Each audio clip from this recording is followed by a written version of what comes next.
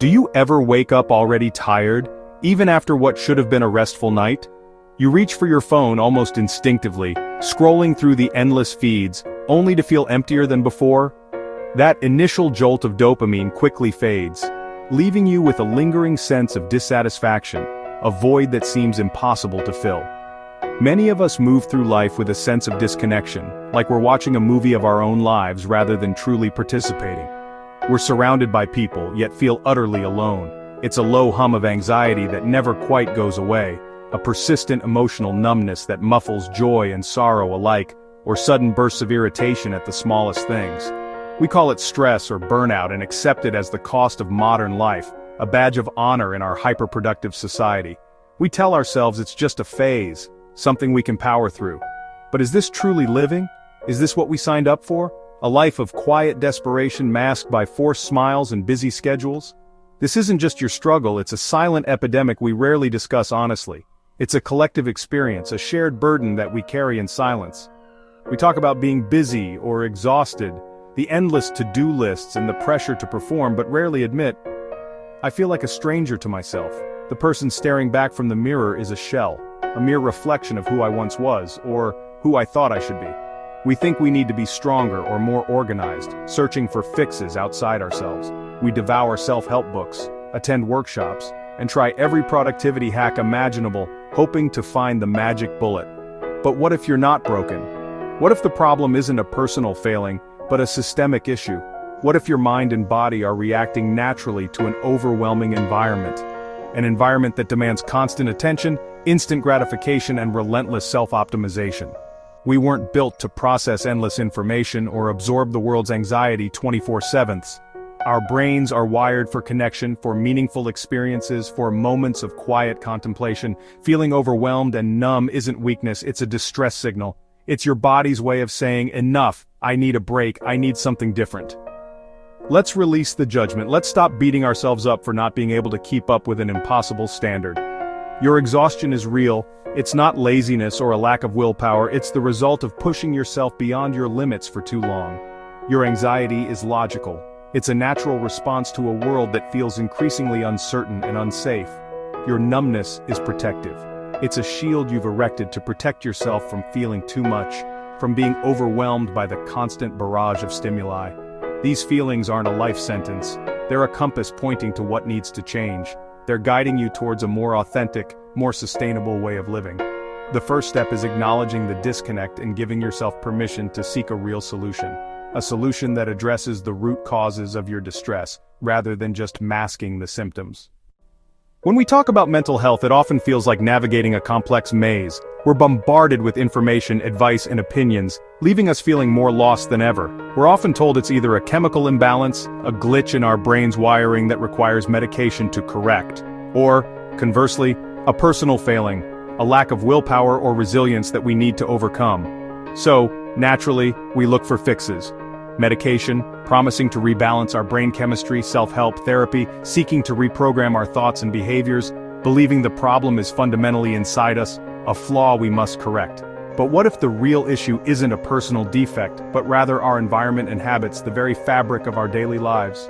We accept anxiety as a personality trait, an inherent part of who we are, wear burnout as a badge of honor, a testament to our hard work and dedication, and talk about trauma as a past event, without questioning what keeps re-traumatizing us in the present.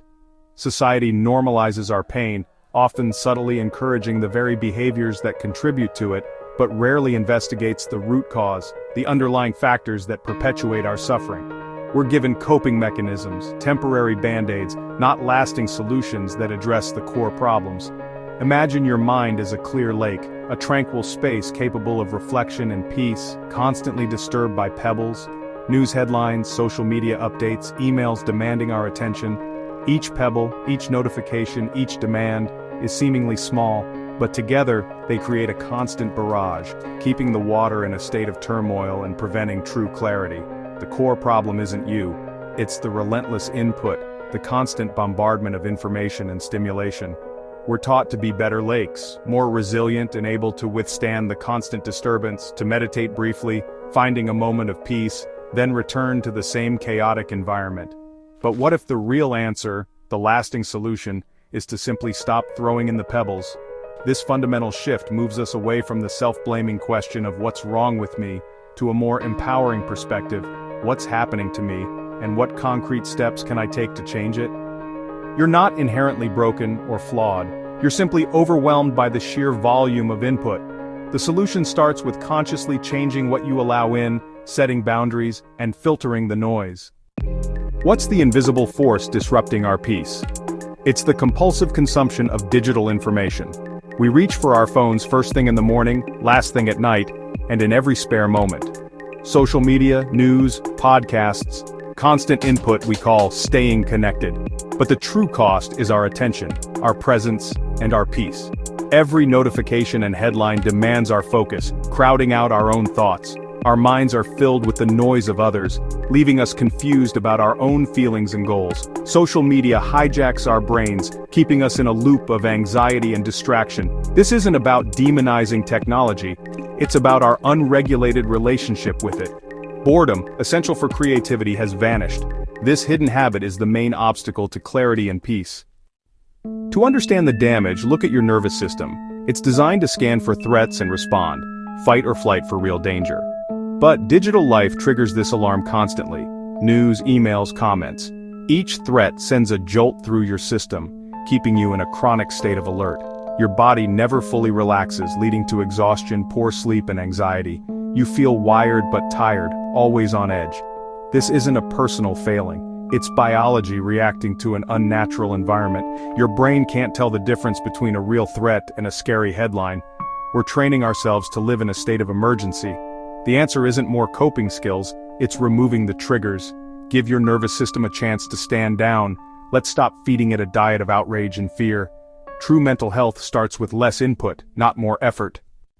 How do we quiet the internal alarm? The answer is simple. Input fasting. Inspired by monastic life, input fasting means taking intentional breaks from information overload. It's not about ditching technology, but about choosing what you let in and when. Like your body, your mind needs rest to process and recover. Create pockets of time with no input. No social media, news, or podcasts. Just you and your thoughts. Silence isn't empty, it's full of space for creativity, problem solving, and intuition. In these moments, you rediscover your own voice. The goal isn't zero input, but conscious, curated intake. Become the gatekeeper of your mind. Choose what nourishes you. This shift is the first step to reclaiming your focus and peace. Input fasting can feel daunting, especially when we're so accustomed to constant stimulation. The idea of intentionally limiting the information and sensory input we receive can seem challenging, even a little scary. So here's a simple 3-week plan to gently guide you through the process. This isn't about drastic overnight changes, but rather a step-by-step approach to help you reclaim your focus and mental space. Week 1. Awareness. This is the foundation of the entire process. Just notice your habits, how often you reach for your phone, what you consume in terms of news, social media, and entertainment. And most importantly, why you reach for these things. What need are you trying to fulfill? Are you bored, anxious, or simply seeking distraction? Week 2. Reduction. Now that you're aware, it's time to gently scale back. Start creating small pockets of silence in your day. These moments don't need to be long or elaborate. Focus especially on the first hour after waking and the last hour before bed. Resist the urge to immediately check your phone or turn on the TV. Let your mind ease into the day and gently unwind before sleep. Week 3. Replacement. This is where you actively choose what to invite into your newly created space. Fill the quiet with intentional, nourishing activities. Things that genuinely replenish your energy and bring you joy. Reading, walking, connecting with loved ones. Set an intention for your reset, a guiding principle to help you stay on track. Calm, focus, creativity, or presence. Choose the word that resonates most deeply with you. Expect discomfort at first. It's natural to feel restless or anxious when you're used to constant stimulation. It's a sign your brain is adjusting, rewiring itself to a new normal. Breathe through it, acknowledge the feeling, and remember your intention. Let it guide you back to the present moment. This isn't deprivation, it's not about punishing yourself or missing out. It's reclaiming your mind, taking back control of your attention and focus. You're not losing connection to the world, but rather, deepening connection to yourself, to your own thoughts, feelings, and intuition. Notice the changes, however small. Pay attention to how you feel, how you think, and how you interact with the world around you. This gradual approach makes the shift sustainable, allowing you to integrate these practices into your life long-term. You're building a new baseline of intentional quiet, a foundation for a more focused, present, and fulfilling life. You are capable of moving through the discomfort to a quieter mind, a more peaceful existence, and a deeper connection to yourself. In week 1, your only goal is observation. No judgment, no change. Notice when and why you reach for your phone or turn on a screen. Keep a note of your patterns and the emotions behind them: boredom, anxiety, loneliness. Before and after consuming content, check in with how you feel. Are you more energized or more drained? This simple awareness breaks the unconscious cycle. By week's end, you'll see your habits clearly: triggers, consequences, and all. Don't criticize yourself, just gather information. Awareness is the foundation for real change. You've completed the most important step. In week 2, move from awareness to action, reduce input. Start with no input for the first hour after waking and the last hour before sleep. During the day, find micro moments to do nothing: waiting in line, sipping coffee, taking a breath. These small silences retrain your brain to be comfortable with stillness. In week 3, replace input with intentional activities: stretching, journaling, reading, or connecting with others. Curate your content, unfollow what drains you, seek what inspires. Choose media that aligns with your values and intention. This transforms your relationship with technology from reactive to proactive. You're no longer a victim of the algorithm, you're the architect of your mental environment. Replace depleting habits with nourishing ones. Embrace the silence as an opportunity, not a void. Fill your life with what matters to you. You've built a new, healthier relationship with information. After 3 weeks, what changes? The first thing you'll notice is calm. The constant anxiety fades. Your nervous system finally rests. You feel less reactive and more resilient. With calm comes clarity, your own thoughts and creativity surface.